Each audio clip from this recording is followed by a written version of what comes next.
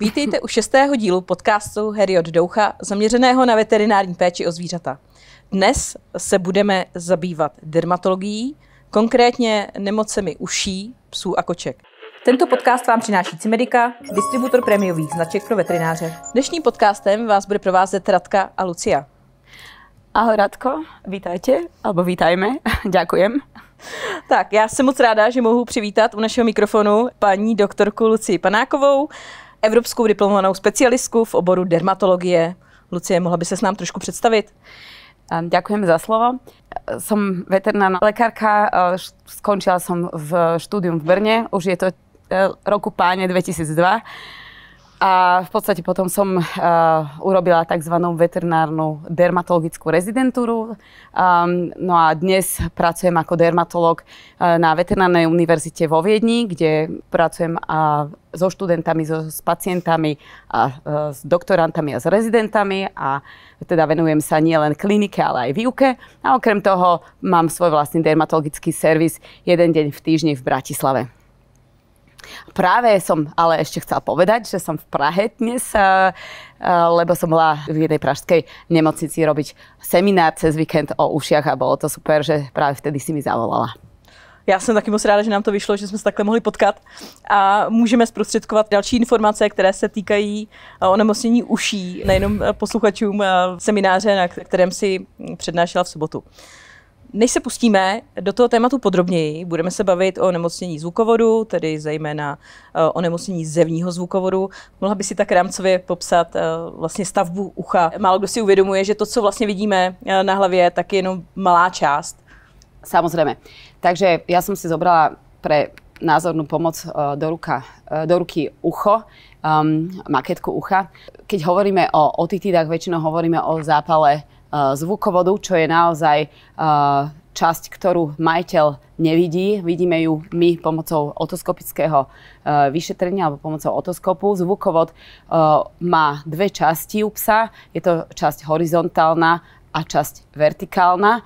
No a vlastne to, čo vidíme všetci, je ušnica, alebo teda vnútorná časť ušnice býva občas tiež zapálená. Čiže ak sa bavíme o otitíde, väčšinou hovoríme práve o otitis externa, čo je zápal zvukovodu vonkajšieho.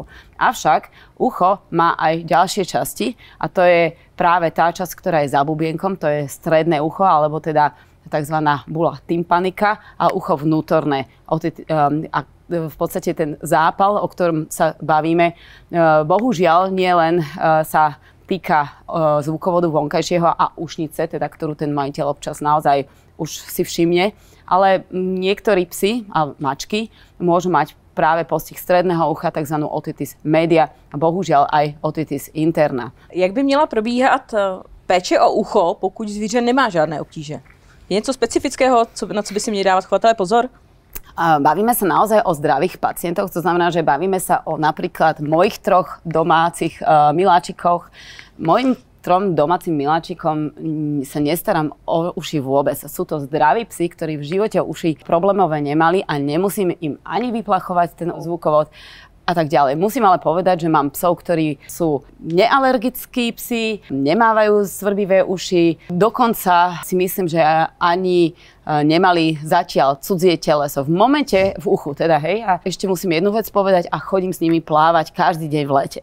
Hej, čiže to sú psi, ktorí chodia pravidelne so mnou sa kúpať, plávať celé leto a sú to zvieratá akčné. Ale v momente, keď máme psa, ktorý už ochoreniami uši trpí, tak to je úplne inak. Majitelé přichází do ordinace z pravidla, pokud pozorují u svých zvířat příznaky, jako je nadměrné svědění, většinou popisují, že to zvíře klepe hlavou, tře si to ucho, packou se snaží si ho třít, nebo naopak vidí, že je nějaké červené, bolestivé, nenechá se na ní šáhnout, cítí nějaký zápach z ucha nebo vidí přímo výtok. Jak rychle by vlastně měli chvátat do ordinace?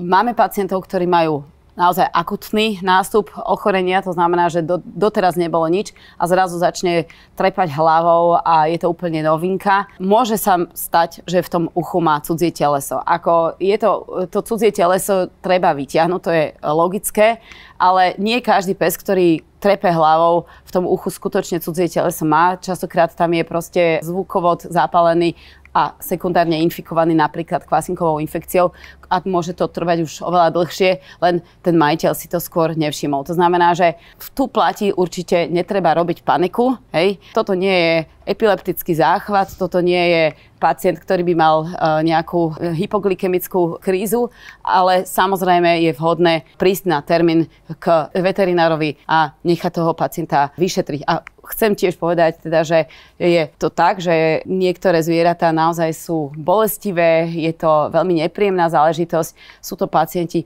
ktorí budú profitovať, ak ich vyšetríme v sedácii. To znamená, že naozaj nie každý pacient musí byť na stole okamžite vyšetrený pomocou použitia nejakých, by som povedala, až násilných spôsobov fixovania, ale práve aby sme tomu pacientovi počas toho vyšetrenia ucha neublížili ešte viacej, je občas celkom fajn to urobiť v kľude s uvážením a s nejakou sedáciou, pozrieť sa do toho ucha, či teda tam naozaj je cudzie teleso, alebo či je tam proste nejaká iná infekcia, alebo či je tam proste nejaký problém, ktorý má náznaky chronicity a potom tento si v kľude naplánovať, vysvetliť, porozprávať sa o tom a plánovane ho riešiť. To je určitě dobře zmínit, protože nejenom ty akutní problémy, které se objevují na uších, je třeba řešit v sedaci. To znamená, ty chovatele by na to měli být připraveni, že takový stav může nastat. Bohužel prostě občas se stává, že ty zvířátka si nechtějí nechat vyšetřit to ouško, i když ty příznaky nejsou tak závažné. A pak bohužel, protože my bez toho, aby jsme se do toho ucha podívali, nemůžeme nic řešit a nemůžeme se nějakým způsobem posunout dál, takže potom sedace je taky nutná, je na místě. Tak, jak by teda měla vypadat vyšetření ucha? Super, takže povedzme si o takej ideálnej situácii. Príde nám pacient do ordinácie, ktorý má akutný problém. To znamená, že je to zlatý retriever štvoročný a má svrbivé červené ucho. To červené ucho si všimol už aj majiteľ a z tohoto zvukovodu mu evidentne páchne. Je to jednostranný alebo obojstranný problém, úplne jedno.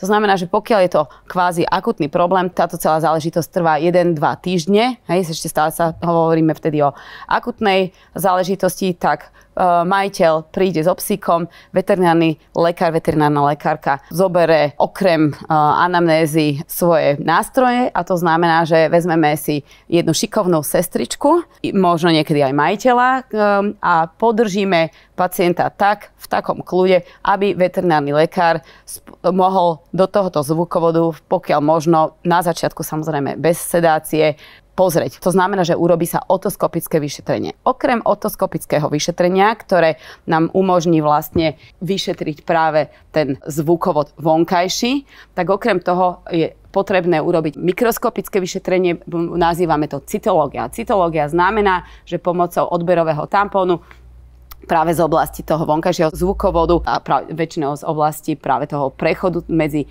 vertikálnym a horizontálnym zvukovodom sa odbere vzorečka. Tá vzorka je väčšinou jednoducho odobrateľná, to je väčšinou ešte záležitosť, ktorú tí pacienti dokážu tolerovať aj bez sedácie. To znamená, že zavedie sa tampón, odobere sa vzorka, natre sa to na sklíčko, nafarbí pomocou tzv.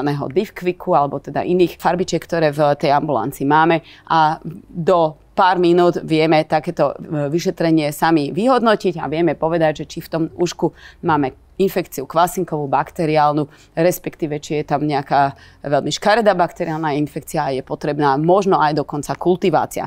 Takže toto je to, čo sa urobí na začiatku. Pokiaľ ten pacient si to uško vyšetriť nedá a máme podozrenie, že tam naozaj skutočne môže byť práve cudzie teleso, tak určite napríklad je to prvýkrát, alebo je to kokr španiel, ktorý cudzie teleso skutočne máva veľmi často, ten to priťahuje, tak u takého pacienta je dobre naplánovať, že príde ten pacient na lačno, že sa urobí sedácia, to znamená, že to nemusí byť urobené okamžite v tej hodine, ale proste príde sedácii, vyšetri sa a vtedy, pokiaľ tam cudzie teleso naozaj je, sa vytiahne bez toho, aby sa tomu pacientovi práve pri tom vyťahovaní cudzieho telesa nebodaj ešte aj ublížilo a náhodou by mohlo vzniknúť poškodenie bubienka. Čiže v podstate základ je, aby sme pri týchto manipuláciách tomu pacientovi neznechutili naše vyšetrenie totálne a hlavne, aby sme mu samozrejme aj neublížili. To znamená, že aby potom v našom vyšetrení ten pacient dostal lieky na domov na základe toho prvotného vyšetrenia dostane nejaké ušné kvapky, ktoré sú práve nastavené podľa toho, čo v tom mikroskopickom a otoskopickom vyšetrení sme zistili. No a ďalší dôležitý faktor je, že pacient samozrejme túto terapiu doma podáva a príde na kontrolu. To by som povedala, že to je podstatné. A o tej kontrole sa asi pobavíme za chvíľku tiež. Důležité je, že větší část té vlastní terapie a to, zda bude úspěšná nebo ne, závisí na tom majiteli a právě na tom, jakým způsobem doma ošetřujete ouško, zda poslouchá ty pokyny toho veterinárního lékaře. Řekněme si, že to není jenom o tom, že budeme dávat kapičky, které na základě toho mikroskopického vyšetření doporučíme, to znamená podle druhů bakterií, které se tam objevují, nebo kvasinek, ale součástí léčby často bývá i lokální čištění nebo čištění těch zvukovodů, jak by měl ten majitel správně čistit ty zvukovody a v jakém intervalu od toho čištění by se potom měly podávat ty léky do toho ucha? No ja by som toto videla asi takto, že možno teraz prekvapím, ale práve poviem jednu vec, že pokiaľ mám zase toho 4-ročného zlatého retrievera, ktorý už sme zistili na základe nášho vyšetrenia, že má červené uško, v ktorom sú momentálne kvasinky, je tam stredné množstvo sekretu, nie je malé, ale nie je ani enormne veľké a ideme liečiť túto kvasinkovú otitídu, ale dajme tomu, že ten pacient je diskomfortný, hej, on sa naozaj nemá dobre, takže tento klient väčšinou u mňa dostane ušné kvapky a dostane čistič a dostane ale jednu informáciu. Môžem povedať po anglicky, hovoríme don't rush with flush, čiže neponáhľaj sa s výplachom. Prečo?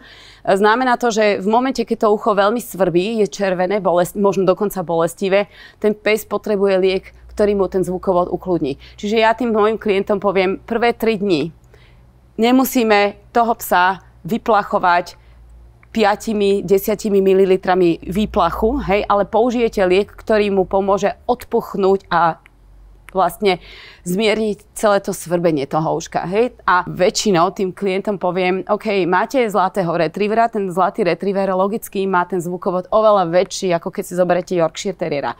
Takže ja tým klientom poviem, prosím vás, nečítajte teraz príbalový leták, ale počúvajte, čo ja vám poviem. A ja tým klientom presne poviem, aké množstvo tých kvapiek do toho uška musia dať, pretože je to logické, že doga, ktorá má zapálené ucho, bude potrebovať úplne iné množstvo kvapiek ako ten malý Yorkshire.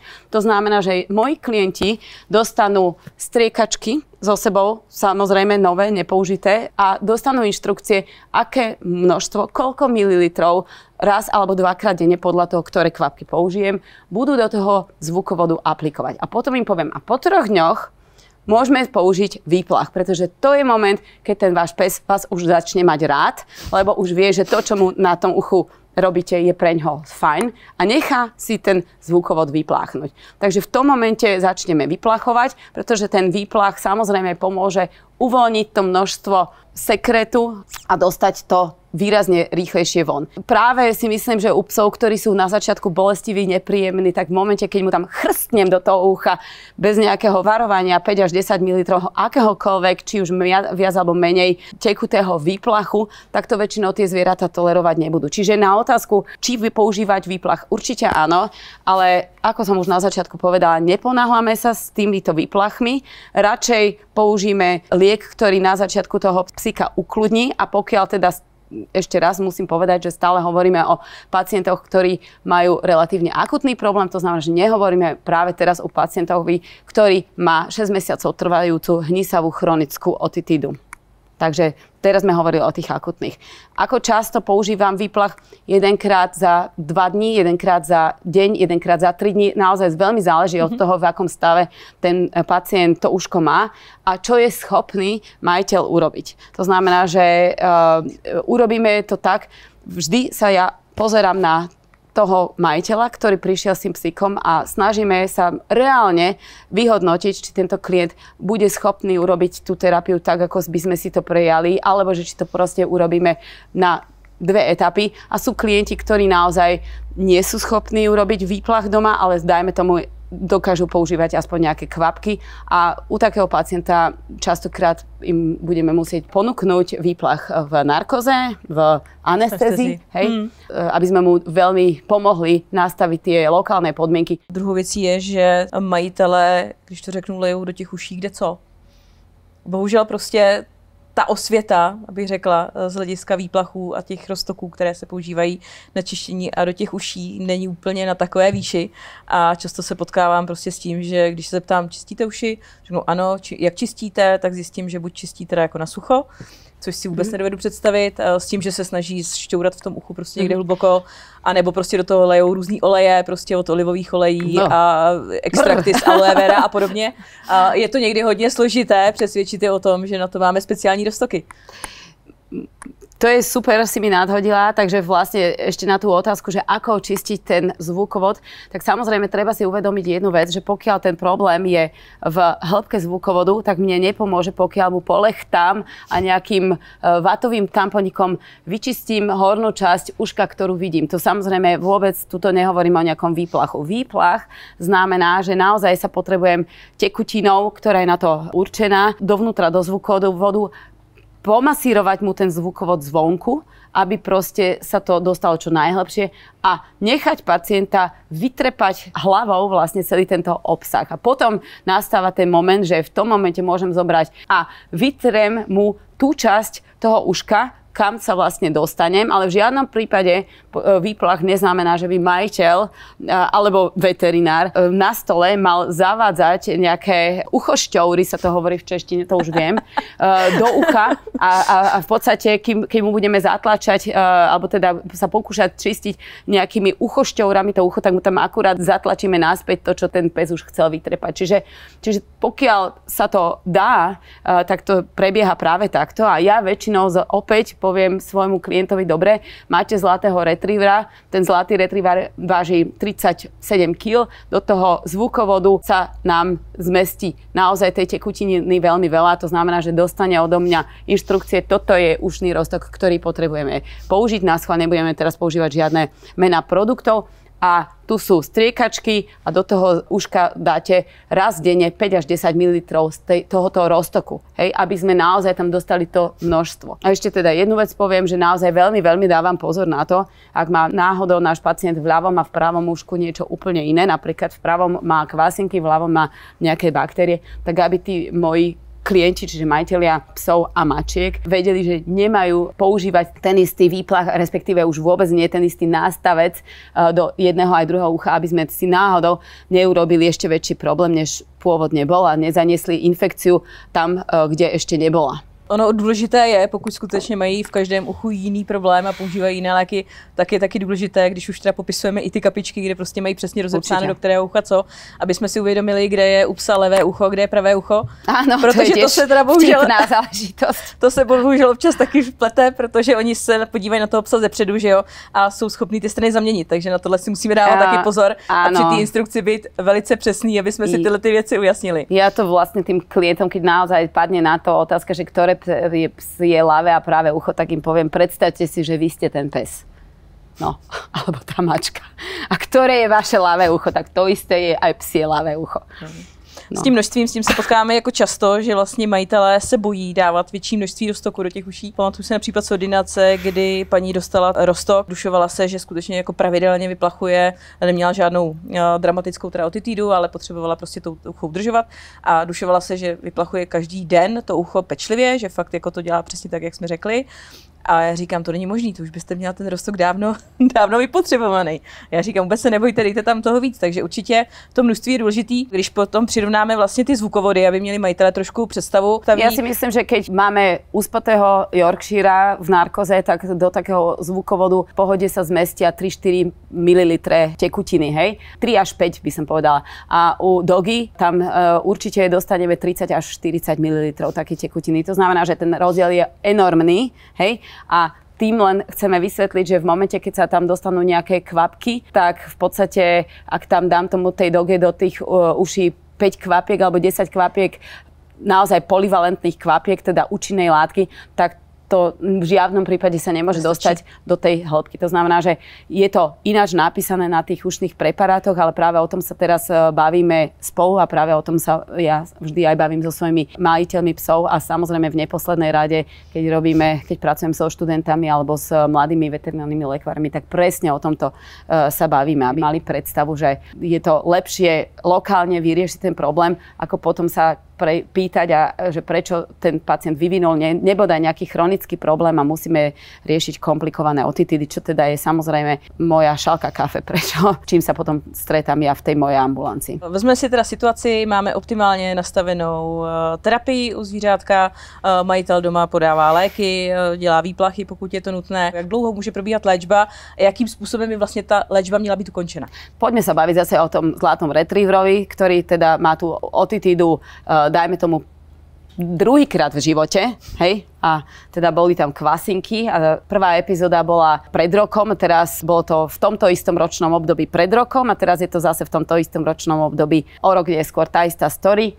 Takže v podstate riešime pre jednoduchosť len kvasinkovú otitídu. Pacient dostane popísané kvapky do ľavého a do pravého zvukovodu, ak teda mal obidve, a dostane k tomu striekačky a dostane výplach. No a ja takéhoto pacienta väčšinou vidím o 7 až 14 dní na kontrolu. Podľa toho, kedy ja som dostupná, kedy klient je dostupný, aj podľa teda samozrejme závažnosti toho ochorenia, ale väčšinou za tých 7 až 14 dní u akutnej otitídy to je ideálne. Čo je dôležité povedať, je, že moji klienti dostanú inštrukcie, že tie kvapky budú podávať do kontroly.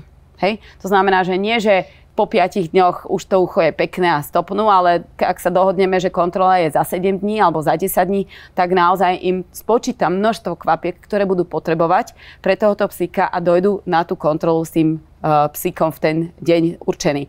V ten deň už im samozrejme tie kvapky podať nepotrebujú, aby sme aj lepšie do toho ucha videli. A teraz sa dostávame k tomu, že čo urobíme pri tej kontrole. No samozrejme psíka kamarátskym spôsobom vyšetríme, to znamená, že zavedieme mu otoskop samozrejme do obidvoch zvukovodov, odobereme vzorku na cytológiu, aby sme zistili nielen podľa otoskopického vyšetrenia, to znamená, že pozretím do zvukovodu, či už je všetko v poriadku, či vidím bubínok, či ten zvukovod je pekný, svetlý, alebo či sú tam ešte nejaké nebodaj nálepy masívne, ale samozrejme aj pod mikroskopom skontrolujeme, že či tie kvasinky sú preč, nebodaj nejaké iné, či sú preč zápalové bunky a v momente, keď je to preč, tak sa dohodneme, či je nutné pokračovať napríklad v ďalšom výplachu. To teda bola situácia, že z tohoto zlatého retrievera, ktorý možno má nejakú sezónnu alergiu, lebo presne pred rokom sa to stalo prvýkrát, vidím raz za rok, čo je ten jednoduchý prípad. Hej? Tam je to fajn. Takže dostane na domov už nejaký výplach a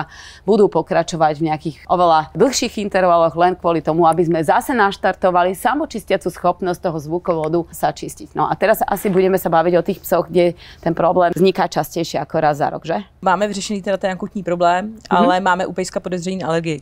Jakým způsobem se postupuje dál? Dobre, takže dajme tomu, poďme zase hovoriť o konkrétnom pacientovi, tak si vymyslím iné plemeno. Vymyslím si nejakého labradora. Francúzsky buldoček? Nie, francúzskych buldočkov, to by sme zašli ešte do stredného ucha a do neurologických príznakov a do oveľa horších scenárov, takže pre jednoduchosť sa budeme baviť o pre mňa za mňa jazvečíkovi, krátkosrstom, ktorý má zapálené medziprstné priestory sviedivé a má recidivujúce zápaly uší. Zatiaľ to boli vždy len bakteriálne alebo kvasinkové infekcie, s tým, že sa nám podarilo práve doliečiť, dajme tomu 4. epizódu uší. V tom momente následuje moja otázka na pani Müllerovú, ako často jej Betinka teda tieto zápaly uší za rok má. Hej? A keď dojdeme k záveru, že Betinka tento problém má naozaj raz za 2 mesiace, tak si myslím, že tu už nastáva ďalšia otázka, ako to vyzerá na začiatku. A keď Betinka má na začiatku červené uško, to znamená, že naozaj prvé príznaky, ktoré sú červené zápalené uško, ktoré si dokonca aj pani Müllerová na tej Betinke hneď všimne z vnútornej strany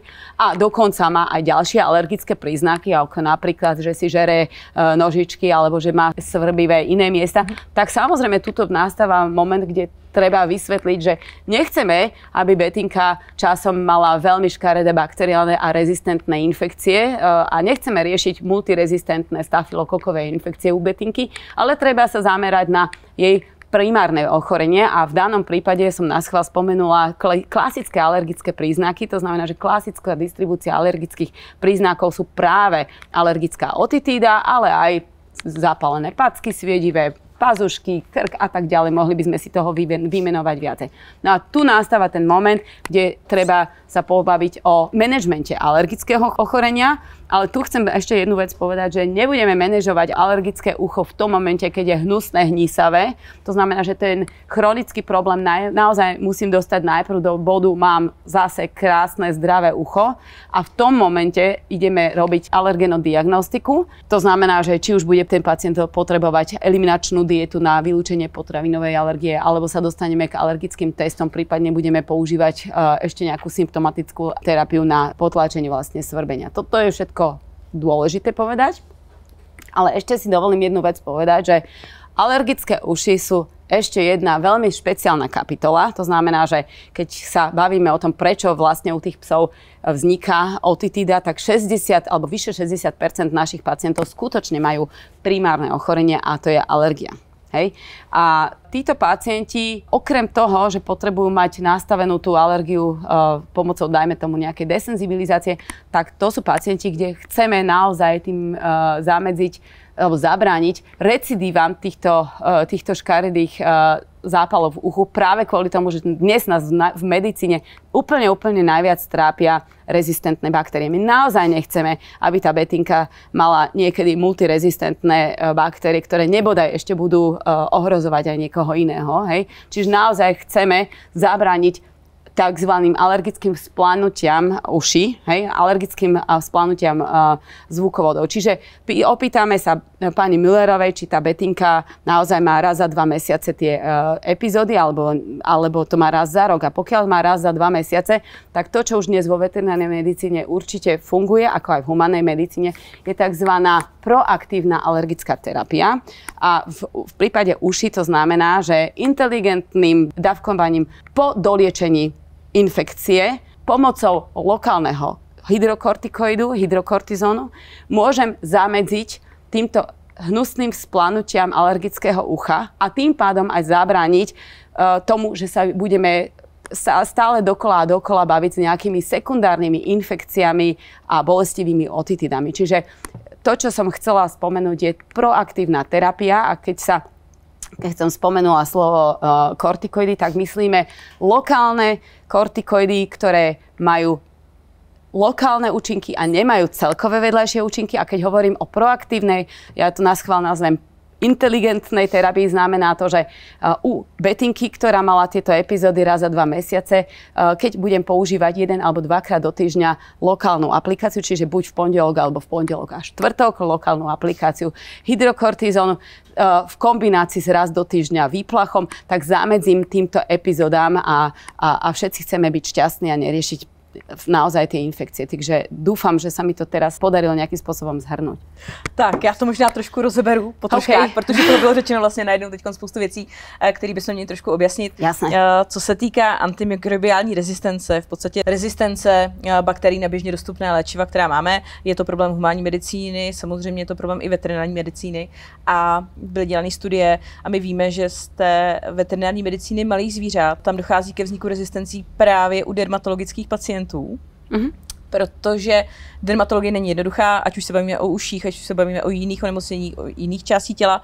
Zpravidla je to komplikovaná záležitost, dlouhodobá záležitost a spousta těch rezistencí právě vzniká nedodržením nebo nedoléčením toho správného postupu a podávání těch správných léků tak dlouho, jak by se mělo dít. To znamená, to je jeden velký problém. U těch otitid se skutečně často potkáváme s tím, že majitelé na to dost jako rezignují nebo běžně v ordinacích. Já věřím, že u tebe jako u specialisty se to nestává. U nás v těch prvoliniovkách se to prostě stává, že majitel dává léky, pak má pocit, že se psovi ulevilo, takže na kontrolu nepřijde, pak přijde za měsíc, že se mu to vrátilo. No samozřejmě se to vrátilo, protože se to nedoléčilo. Bohužel prostě máme dost majitelů, kteří nad tím problémem mávnou rukou a řeknou, ten pes na to trpí. Je to jenom ucho, ten pes na to trpí a tak jako to přijmou jako fakt a vlastně ten problém už nechtějí řešit dál. To znamená, s tím se bohužel potkáme dost často a to je jeden z těch důvodů, proč tady vlastně dneska sedíme a bavíme se o tom. A druhá věc je samozřejmě kortikoidy. Kortikoidy, když se řeknou, tak je to obrovský strašák, prostě všichni se bojí podávat kortikoidy a tady je třeba říct, že právě v těchto případech ty kortikoidy jsou na místě. Ta léčba prostě je indikovaná a jedná se o lokální terapii, která nemá vliv na celkový organismus, ale je třeba poslouchat doporučení těch veterinárních lékařů. Ďakujem, že si mi zase nahodila na smeč ešte k tým pacientom, ktorí vlastne nedodržiavajú nejaké pokyny a prídu raz za mesiac, raz za 2 mesiace s novým akutným problémom, ale nedoliečili ten prapôvodný. Poviem áno a potom sa dostanú ku mne, keď už teda je naozaj zle. A hlavne vtedy, keď im povedia tí veterinárni lekár, tento pacient potrebuje chirurgiu. Potrebuje chirurgiu ucha, potrebuje zákrok, ktorý znamená, že mu bude odstránený zvukovod, prípadne stredné ucho.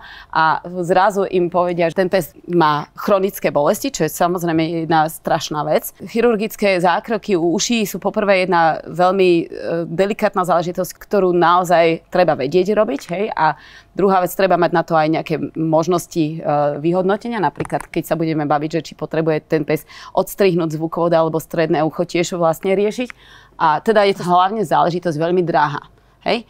A v tom momente prichádzajú k špecialistovi dermatológovi a moja úloha je zistiť, kde všade vieme tomu psovi ešte pomôcť. To znamená, že vtedy sa bavíme o pacientoch, kde chcem ja v prvom rade zistiť, máme problém iba v zvukovode, alebo už máme problém aj v strednom uchu, aké chronické zmeny už vznikli v tom zvukovode, alebo dokonca aj v strednom uchu. Máme tam nejaké kalcifikované, čiže kostnatené zmeny zvukovodov, hej. Je tam nebodaj už nejaký polyp a tak ďalej. Máme naozaj stredné ucho, kde je už postihnutá kosť a tak ďalej.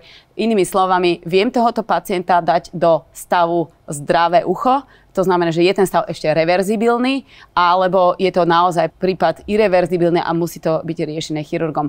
Ja chcem povedať, že mnohých tých pacientov, ktorí boli poslané na chirurgiu, sa nám podarilo zachrániť, ale teda je to potom už celkom tiež náročná záležitosť.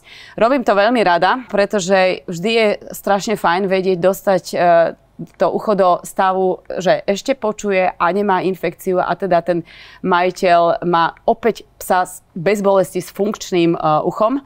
A samozrejme, nie vždy sa nám to podarí. Potrebujeme práve kvôli tomu už vtedy urobiť vyšetrenie naozaj v celkovej anestézii. Častokrát potrebujeme zobrazovacie metódy, kde sa musí použiť aj CT alebo MR na to, aby sme videli, ako presne vyzerá stredné ucho. Pomocou endoskopického vyšetrenia sa urobí hlboký výplach buď zvukovodu, alebo dokonca stredného ucho s kultiváciami a tak ďalej. Čiže je to celkom závažná záležitosť v momente, keď hovoríme o chronických pacientoch. To znamená, že naozaj je pravda, že v určitom momente to ten majiteľ už ani keby chcel, nevie bez takéto veľkej, výdatnej, aj bohužiaľ aj nie úplne lacnej pomoci urobiť. No ale potom, keď sa nám to naozaj podarilo celú túto záležitosť zvládnuť, tak práve toto sú klienti, ktorí sú šťastní, vďační a sú úplne ochotní väčšinou naozaj nasledovať pokyny a informácie o tom, že vy máte pacienta, ktorý má určite aj nejaké primárne ochorenie. My sme to teraz zvládli, pes má obidve uši, ešte stále počuje, cíti sa komfortne, ale poďme teda určite riešiť tie jeho primárne problémy. To znamená, že zase budeme hovoriť o primárnych alergiách. Teď jsme nakoukli pod pokličku. Pod hlbokou pokličku. Jasně, myslím si, že bychom se tady o tom mohli bavit ještě výrazně déle. Hodiny, výrazně podrobněji. Já bych se chtěla zeptat ještě, co kočky. Jak často mají kočky problémy s ušimi? No, kočky vidím ja, alebo to vidia bohužiaľ rovno už neurologovia. To znamená, že mačky mávajú častokrát hnisavé zvukovody. Zase máme nejakú sekundárnu bakteriálnu infekciu v tom uchu a u mačky tak, ako u psa platí, že hľadaj primárne ochorenie, prečo ten celý problém vznikol. Vo väčšine prípadov u tej mačky je primárny polyp, to znamená, že oni mávajú polypy, ktoré vychádzajú zo stredného ucha a vlastne môžu rásť do zvukovodu a spôsobovať bakteriálne infekcie, čiže to je asi určite jeden z veľmi častých dôvodov, prečo vznikla otitída u mačky, jedno alebo aj obojstranná mimochodom. No a určite ušný svrab je oveľa častejší u mačiek, ale môže existovať aj u psa, hej?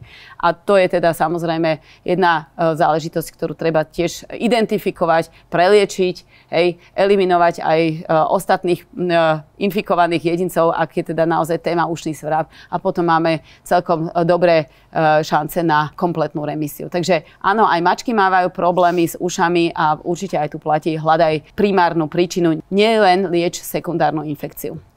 A ty kočky samozřejmě, mám pocit, že se s nimi potkáváme daleko méně často. V ordinaci s problémy s ušimi. Určite áno, ale teda ešte som chcela povedať, že povedala som, že buď skončia u mňa alebo u neurológa a práve kvôli tomu, že ten problém u tých mačiek častokrát má pôvod v strednom uchu, lebo tie polypy častokrát sú zo stredného ucha, vyrastajú zo stredného ucha, tak to sú príčiny, prečo teda tá mačka bude mať infekciu sekundárnu v strednom uchu, vo vnútornom uchu a môže tie klinické príznaky vyzerať veľmi dramaticky, ako napríklad náklon hlavy alebo proste nejaké zmeny, ktoré si majiteľ všimne na očiach a ešte ich môže aj točiť, keď majú vestibulárny syndrom. Takže je tam toho celkom dosť a teda to sú asi pacienti, ktorých už potom treba, ak sú neurologických, tak riešiť aj celkom akutne. Okay. Tak, pokud bychom tedy shrnuli problematiku, tak si můžeme říct, že nemoci uší jsou u zvířat poměrně časté, ale máme spoustu možností, jak tento problém diagnostikovat, jak ho řešit a zcela stěžejní a klíčová je spolupráce s chovatelem a s jeho přístupem doma a samozřejmě potom s tou pravidelnou návštěvou těch veterinárních lékařů a poslouchání doporučení a rad, tak aby ta léčba mohla být úspěšně zvládnutá a je třeba si uvědomit, že onemocnění uší jen ve velmi malém případu je to vlastní onemocnění, ale že se jedná o příznak nějakého dalšího onemocnění. Áno, a ešte by som chcela povedať asi jednu celkom dobrú správu na záver, že pracujem v dermatológii a teda tým pádom s ušami už 20 rokov a tých naozaj najhorších prípadov chronických s katastrofálnymi bolestiami a hnusnými, hnisavými výtokmi, ktoré naozaj sú už jednoznačne neriešiteľné konzervatívne a potrebujú chirurgiu, myslím, že ubúda. A myslím, že je to vďaka tomu, že aj veterinárni lekári sú schopní identifikovať včas pacienta, ktorý ide do chronicity a dajme tomu ho včas referovať, indikovať na nejakú kompletný workup, kompletnú diagnostiku. To znamená, že tých pacientov, kde im treba vypláchnuť naozaj v hlbokej anestézii zvukovod dokonca alebo aj stredné ucho, kde je potrebné zobrazovacie metódy použiť, vieme ich dostať možno o niečo skôr, než keď je úplne neskoro. Takže naozaj myslím si, že keď sa zamyslím nad mojimi kolegami, chirurgami, dostávajú tých pacientov od nás relatívne málo a teda dostávajú tých pacientov v end stage disease, čiže v konečnom štádiu ochorenia málo práve kvôli tomu, že veterinárni lekári sú schopní týchto chronických včas identifikovať a teda poslať. A druhá vec je, že v momente, keď už máme jasné, že ten pacient je alergik a že tie alergické otitidy sa dajú riešiť, ale že sa im dá aj pomôcť práve tou proaktívnou terapiou, tak musím povedať, že svet pre nás je oveľa krajší a že práve týmto alergickým psíkom vieme vďaka proaktívnej terapii dnes pomôcť skôr. Takže to by som povedala, že netreba sa toho báť, ale slovo kortikoidy je samozrejme záklinádlo, ale toto sa dá použiť aj celkom inteligentným a pozitívnym spôsobom, bez toho, aby teda pacient mal masívne vedľajšie účinky. Takže výborná je zpráva ta, že vlastně dokážeme pomoct zvířatkům. Pro ta zvířata je to skutečně velmi nepříjemná a často bolestivá záležitost. Vážení posluchači, pokud jste s námi vydrželi až do tohoto okamžiku, tak vám děkujeme za pozornost a budeme se těšit u dalšího podcastu. Ďakujem pekne za pozvanie. Tento podcast vám přináší Cimedica, distributor prémiových značek pro veterináře.